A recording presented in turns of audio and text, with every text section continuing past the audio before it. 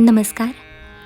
प्राध्यापक डॉक्टर सुरेश मेणे लिखित मनाचे श्लोक अध्यात्माची पाऊलवाट या पुस्तकाचे क्रमशः वाचन. आजचा भाग. तये द्रौपदी कारणे लागवेगे, त्वरे धावतो सर्व सांडूनि मागे. कळी लागी झाला असे बौद्ध मौनी, नुपेक्षी कदा देवभक्ताभिमानी. या श्लोकामध्ये समर्थाने 8वा अवतार भगवान श्रीकृष्णाचा उल्लेख केलेला आहे व नंतरच्या 3ऱ्या चरणात गौतम बुद्ध ह्या 9व्या अवताराचा उल्लेख केलेला आहे. द्रौपदी वस्त्रहरणाचा उल्लेख या अगोदर श्लोक क्रमांक 34 मध्ये येऊन गेलेला आहे.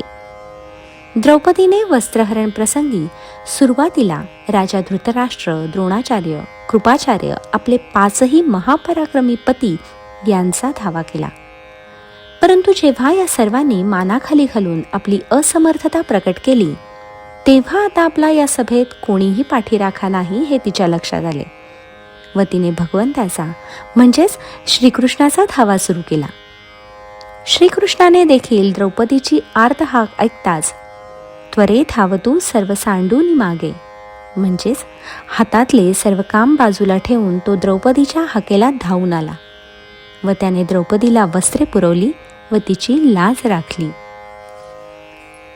याबद्दल एकदा द्रौपदीनेच कृष्णाला विचारले की माझी इतकी विटंबना होईपर्यंत तू कसा काय गप्प बसलास? ज्या वेळेस दुःशासनाने मला राजसभेत केसांना धरून ओढत आणले तेव्हा का नाही धावून आलास? तेव्हा श्रीकृष्णाने सांगितले की तू तो सगळा प्रसंग आठव.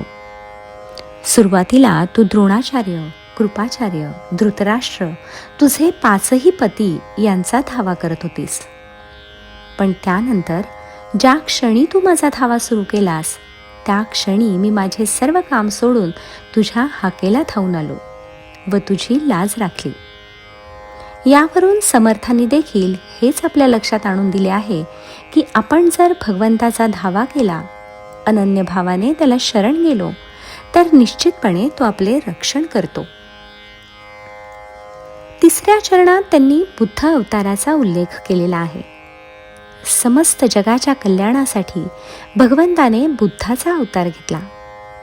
राजाच्या पोटी जन्माला येऊनही सिद्धार्थ नामक हा राजपुत्र केवळ सत्य जाणून घेण्यासाठी घराबाहेर पडला व त्याने ईश्वरी तत्वज्ञान, परमार्थाचे ज्ञान मिळवले व हाच सिद्धार्थ पुढे गौतम बुद्ध झाला.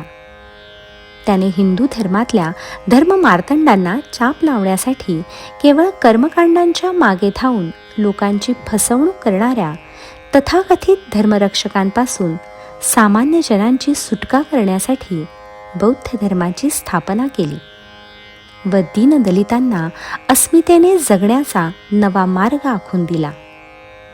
हिंदू धर्म जो कर्मकांडात अडकला त्याला मुक्त करून पुनश्च जणू काही त्याची पुनर्स्थापना केली व धर्मसंस्थापनार्थाय संभवामी युगे युगे हे आपले ब्रीद खरे केले. हे उदाहरण देऊन समर्थांनी आपल्याला सांगितले की देव आपल्या भक्तांची कधीही उपेक्षा करीत नाही.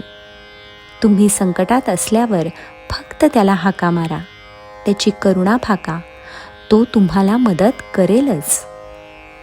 जय जय रघुवीर समर्थ.